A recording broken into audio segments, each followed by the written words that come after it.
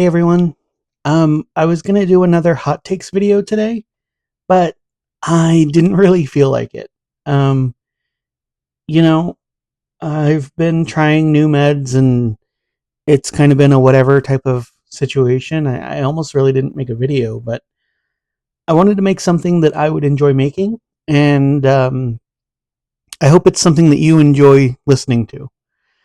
So we're gonna go all the way back to elementary school. We're gonna talk about some Pokemon, and we are going to learn a little bit of Japanese using Pokemon names.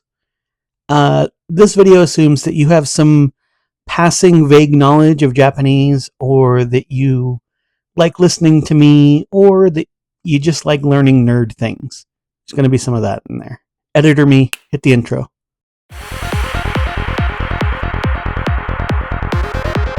It's like saying, I'll take you somewhere with authentic American home cooking, and then taking you to Denny's. Stop talking now? Yeah, you bet.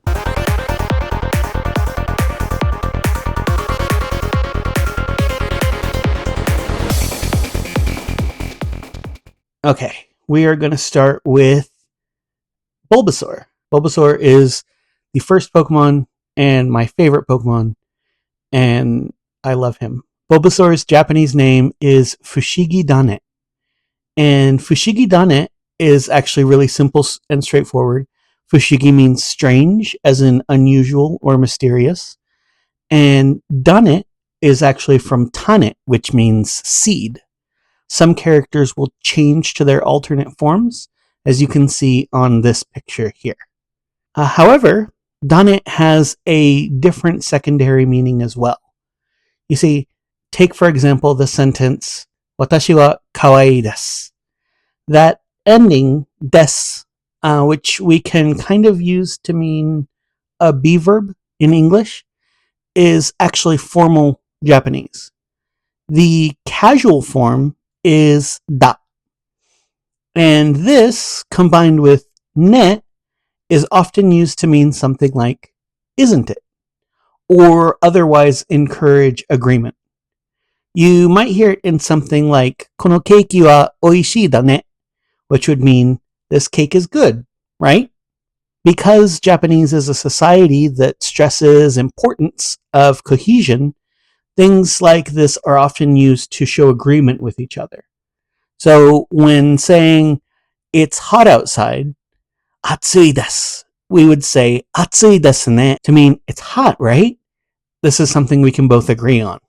That's why you hear talking about the weather as a simple subject for daily conversation in Japanese. So with that in mind, the alternate meaning of Fushigidane is Fushigidane, meaning strange, isn't it? Next is Ivysaur. Ivysaur's Japanese name is Fushigiso. So, so, it's an alternate reading for ksa, which is grass. So it would mean strange grass. However, so is also used for seems, but only for things that we can experience. For example, このジェットコースターは楽しそう. This roller coaster looks fun. I can experience the fun if I ride the roller coaster. Or そのカレーが美味しそう. That curry looks delicious. I could taste the deliciousness. It doesn't work for things we can't experience. For example, most of us know the word kawaii, meaning cute. But cute isn't something you can experience, so you can't say このアイドルが可愛そう, because although you're intending to mean this idol looks cute, what you're actually saying is 可愛そう means pathetic. So you're saying this idol looks pathetic. For something like that, you actually don't need so if it's something that we can both see ourselves. So このアイドルが可愛い is fine. Moving down to Bulbasaur's final evolution, which is Venusaur, as we all know, but in Japanese, it is Fushigibana. And that one's actually really easy because it is just Fushigi, meaning strange, and Bana, normally Hana, means flower. We're going back to Tane and Dane with Hana and Bana. So this chunky little boy is just a strange flower. Don't worry, we are not going to do all 151 of the original Pokemon. We're just going to do a few of them, as I'm sure you can see from the length of this video. We are going to jump down to the second Pokemon that almost killed Ash, which is Spearow. And Spearow in Japanese is Onisuzume, which is Oni, meaning demon, and Suzume, meaning sparrow. Not super interesting in itself, but Suzume has an interesting connection. So Hachi is bee, and using Hachi as Bachi to combine it with Suzume, and you get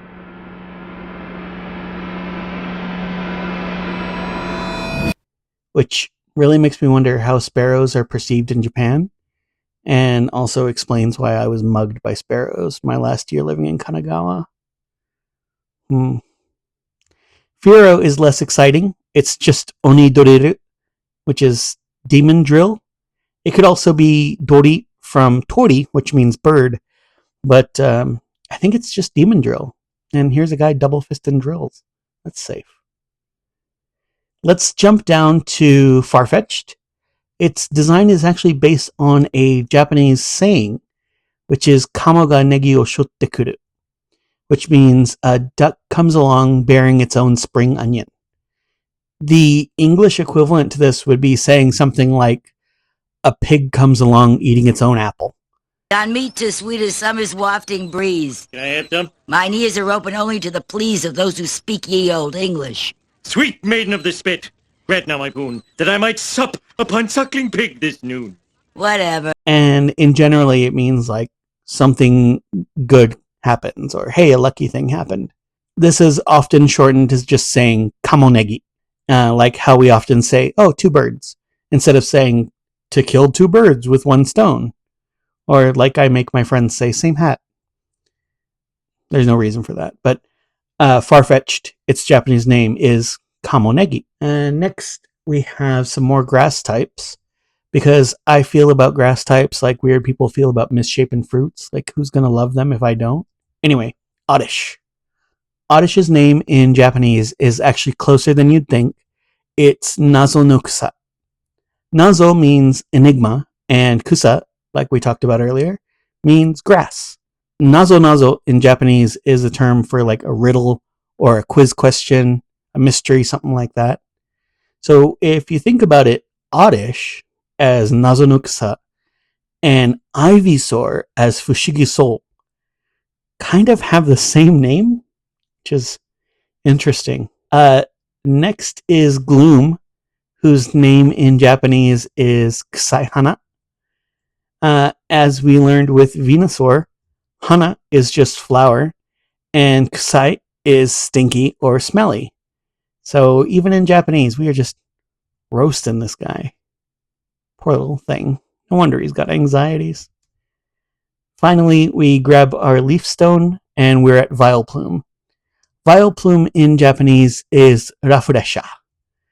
And I can't imagine why they got such a creative name. No, it's really just named for the Rafflesia, which is the largest flower on Earth. And are those the ones that only bloom and are like only bloom for a little bit and are like really stinky? No, those are corpse flowers. Huh. Okay.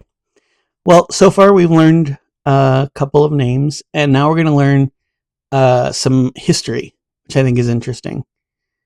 Jumping back up, we'll go to the first Pokemon in the series, which made you ask, wait, can they just leave? And it's Abra. I don't know if you remember your first time trying to catch an Abra, but I think that created my first, like that brought out my first curse word when I was a kid. So Abra, Kadabra, and Alakazam are all Japanese puns on famous magicians. Abra is called Keishi, and it's based on the famous psychic Edgar Cayce. Cayce was known as the sleeping prophet and would often put himself into trances. If you search YouTube for his name right now, you'll get like countless videos on his predictions and how he certainly predicted that the world was ending, like Nostradamus, but with more naps. Notably, Cayce died in 1945 and did not sue Nintendo. Alakazam's name is Houdin, and it's based on, as you can guess, Houdini, who you probably know as an escape artist who did actually interesting things like escaping from bondage and stuff and didn't like freeze himself in his own urine like Chris Angel. Now, you might be curious as to why Houdin is spelled with an F and not an H, since it's based on Houdini. And this is because in Japanese, strictly speaking, there is no hu sound. So the H line of characters, going back to our hiragana chart, we can see it's ha, hi, hu, he, ho, with the hu sound actually sounding something between an H and an F. There are a couple of sounds that really don't exist natively in Japanese, and that's why when some Japanese people learn English, they have trouble kind of creating these sounds. And that's the same thing with the L and R sound, where you have this stereotypical Japanese L, which I'm not going to do, but you know what I'm talking about. And it's because in Japanese, those are the same sound. And it's only in our language, well, it's in a lot of languages, but not in that language that it's separated, right? The sound doesn't exist in that language, so if that's your native language, it's very difficult to learn to create it. I have similar problems with a friend of mine whose name is spelled like this, and whenever I say his name, I just get, yeah, that's close. And I don't know what I'm doing wrong, but however you say it, I ain't saying it right. Anyway, Harry Houdini died in 1926, and notably did not sue Nintendo. And you're probably wondering, hey, what happened to Kadabra? And why do you keep talking about people who didn't sue Nintendo? And why does this sound like you're queuing yourself up for something? Nintendo turned me into an evil, occult Pokémon character.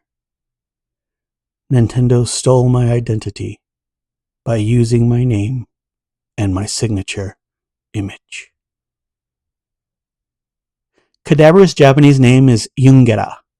Yungera is, respectfully, named after a psychic named Uri Geller, who became famous for reportedly being able to use telekinesis for bending spoons. And then putting them all on his car, I guess. I don't know. And as you can see from this, Geller is what we call in the fandom industry a cunt. He sued Nintendo for £60 million, the equivalent of about $76 million or roughly 12 billion yen. And that's why for the last 20 years, there have been no Kadabras, no Kadabrades in Pokemon trading cards or really anywhere. Now, I believe in a lot of psychic stuff, just for fun. I think some people somewhere are probably capable of things that we would consider extraordinary. I like to believe in these things, as a treat to myself. I also believe that Uri Geller is not capable of bending anything with his mind. Because I think if you were actually able to do anything, you wouldn't get so uptight about things like this. But that's just me. Thankfully, in 2020, when nobody was doing anything, he issued an apology to Nintendo, which is why it's now possible to see Kadabra since then. He is still a cunt. Finally, I would like to remind you that in Japanese, Zapdos is Sanda, and Jolteon is Sandas. There's no lesson there, just a simple reminder that everyone phones things in at some point. And that's it for today's video, everyone. Kind of a short one today, but I hope you enjoyed it anyway. Like I said, not doing super great, but I wanted to put something out there, maybe give you a couple minutes of content to enjoy. I really need an outro to tell you to like and subscribe, because otherwise, how would you know to like and subscribe? Anyway, like and subscribe. Thank you so much for falling upside up with me. It's the best way to fall down.